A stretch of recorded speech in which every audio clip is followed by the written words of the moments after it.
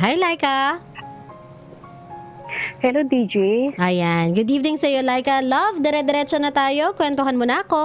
Ano bang problema ni Laika at napatawag sa usapang LDR? Kasi po, meron akong naging boyfriend dito. Ibang lahi. Ngayon, nagsimula po kami noong 2013 hanggang ngayon po. Okay, so that was like 5 years. 5 years na kayo together. Opo. Saka last year na po, na-engage na po siya doon sa kanilang lugar. Okay. Engage siya sa iba? Oo, sa iba. Sa lahi din nila. So, meron ba siyang girlfriend before you met him? Wala po. Meron po yung mga past niya, pero tapos na po sila bago ako dumating sa kanya. Okay. Bakit nagkaroon siya ng girlfriend? Hindi, kasi po sa kanila daw, sa culture nila, ganun daw po. Arranged marriage? Oo, arranged marriage po. Okay. Kaya last year, hindi po sila girlfriend-boyfriend. Na-arrange lang sila. Oo. Tapos ngayon, nung last year, umuwi, tapos nung bumalik din siya dito sa Bahrain. Okay. Tapos kami, patuloy po yung relationship namin. Okay. Wait lang. Pero aware ka na sa kultura niya before pa kayo, naging kayo? Kasi this is something na part ng kultura nila eh. So aware ka na at some point in your relationship, he will be engaged with someone else.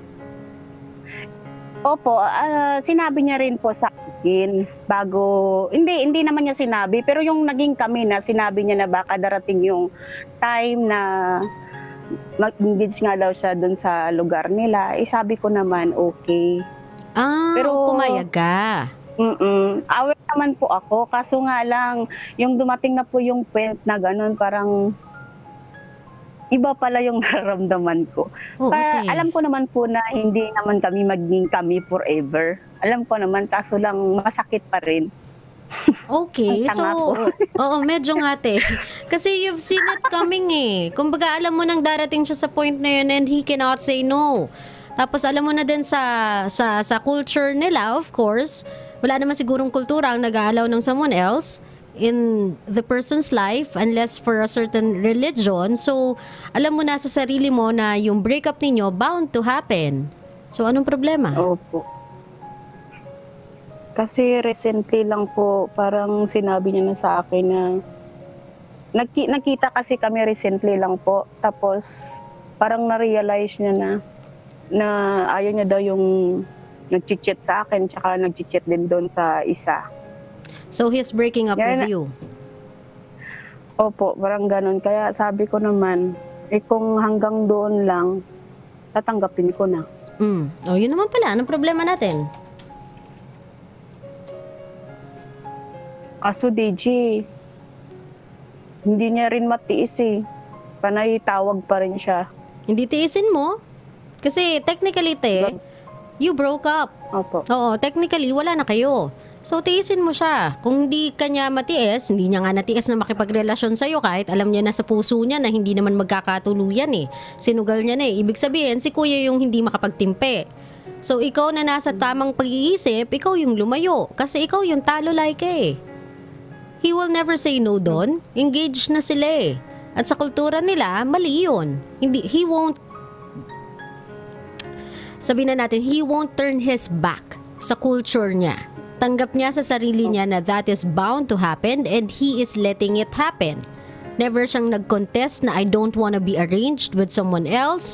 I don't want an arranged marriage for me because I met someone 5 years ago. She is the love of my life. I love her so much and I don't want to be with anyone else other than her. He could have stopped it, pero hindi.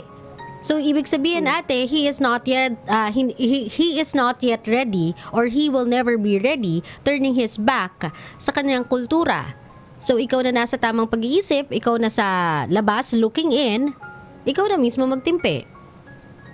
'Di ba? Madali lang naman to like I mean, easy for us to say it's an easy step. I know it's hard for you, but it's one block away. Ibig sabihin, ba-block mo lang siya para hindi ka niya makontak in every way, in every aspect. Opo. Pag nakipagkita, wag mong kitain. Pag sinurprise ka, iwasan mo. Pag nakasalubong mo, yumuko ka. It's you protecting yourself and you helping him get over it. Kasi alam naman ninyo sa mga sarili ninyo na you guys can never happen. You guys will never end in a happily ever after kind of scene. Pareho kayong masasaktan in the process. So, overdue na yung paglalaro ninyong dalawa. Overdue na yung katotohanan na dapat tinanggap nyo simula pa lang. Na this shouldn't have happened at all. Kasi wala siyang patutunguhan. So, overdue na yung magkahiwalay kayo. 5 years is enough para maglaro kayong dalawa. Now, it's time to grow up. If you don't think na tatalikuran niya yung kultura niya para sa'yo, then you should protect yourself. Ikaw na mismo promotekta sa sarili mo, i-block mo na lang siya. Gets mo ko? Okay po. Tama na, Laika. Tapos, wag ka nang pumasok sa ganitong klaseng relasyon. I mean, aanhin mo pa yung relasyon, aanhin mo pa lahat ng effort, aanhin mo pa yung pag-i-invest ng emotions mo if it's not gonna last forever. Diba? If it's not gonna last for a lifetime, anong goal nun?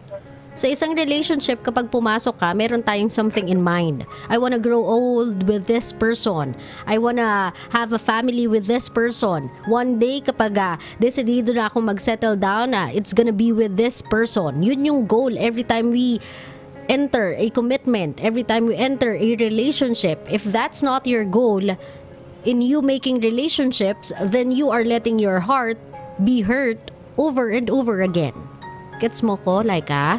So, wag mo na hayaan. Pagpapasok ka sa relationship mo, kailangan ng vision mo, gusto kong tumanda kasama ng taong to.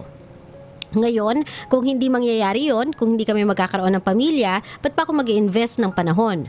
Ba't pa ako mag-i-invest ng emosyon? Sasayangin ko lang lahat sa isang paglalaro na pareho lang naman pala kaming masasaktan. Will not get anything out of it. There's nothing good that will come out of it. So, bakit ko gagawin? Diba? Po. Ngayon, kung meron kang gustong sabihin dito, Laika, sa someone you are about to let go, dito sa taong papakawalan mo na. Ha? Wag na lang. Yung advice niya lang po yung kailangan. Ayaw mo na magsalita ng kahit ano para sa kanya? No. O sige. Wala na po. Oo, Laika ha. Tama na, i-block mo na lang, love. Makaka-move on ka din. Alam ko mahirap tapalan yung 5 taon, pero mas maganda na yon kesa habang buhay kang mag-suffer na siya ay may inuuwi ang asawa, may inuuwi ang pamilya, ikaw dyan, forever kang kirida. Don't do that to yourself. You deserve so much more. Hayaan mong yung tamang tao ang pumasok sa buhay mo. Huwag mo siyang i-block ng maling tao, ha? Okay po. Maraming salamat, Laika, sa pagtawag. Ingat ka. Bibilis ng tawag natin ngayon, Very quick, di ba? Asintado, diretso. Ganun yung mga tawag natin. Nako, sa mga kabisyo natin, send me your 2 cents about this story, di ba?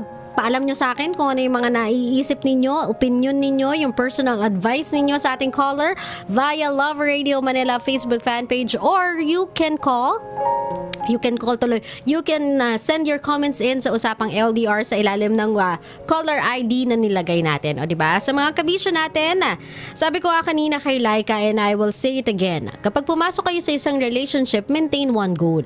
Diba? Magkaroon kayo ng goal. Para saan pa't nakikipagrelasyon kayo kung hindi naman po panghabang buhay ang gusto nyo. Sasayang lang tayo ng panahon, ng laway, ng atensyon, ng effort, ng pera, ng investment. Ang dami nating ini-invest when we are in a relationship. If a lifetime is not a goal, a lifetime of being with this person is not the goal, then what is? Ano to, for fun? Wala lang pampalipas oras? Wala lang bored ka lang? Nagsasayang lang kayo ng panahon. Be practical about life. Life is too short for you to waste on wrong people. Diba? Huwag niyong sayangin yung buhay ninyo sa maling tao. Hayaan yung tamang tao ang pumasok sa buhay ninyo, saka kayo mag-spend ng years kasama siya. Saka kayo mag-spend ng a lot of experiences and memories with him kapag alam mong siya yung tamang taong pinaglalaanan mo.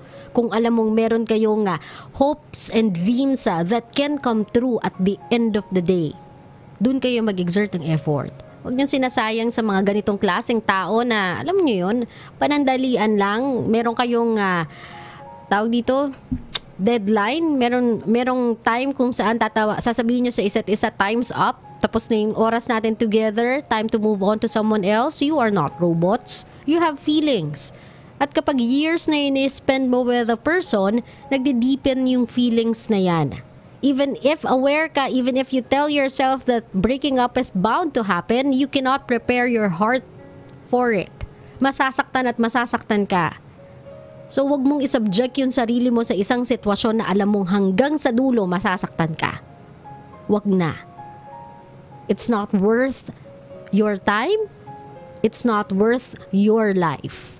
Do not waste your time sa mga maling tao. Let the right people come into your life and dream with you and plan the future with you. Someone you can see your future with. Yun yung hayaan mong pumasok sa buhay mo. Huwag yung mga taong may deadline. Okay?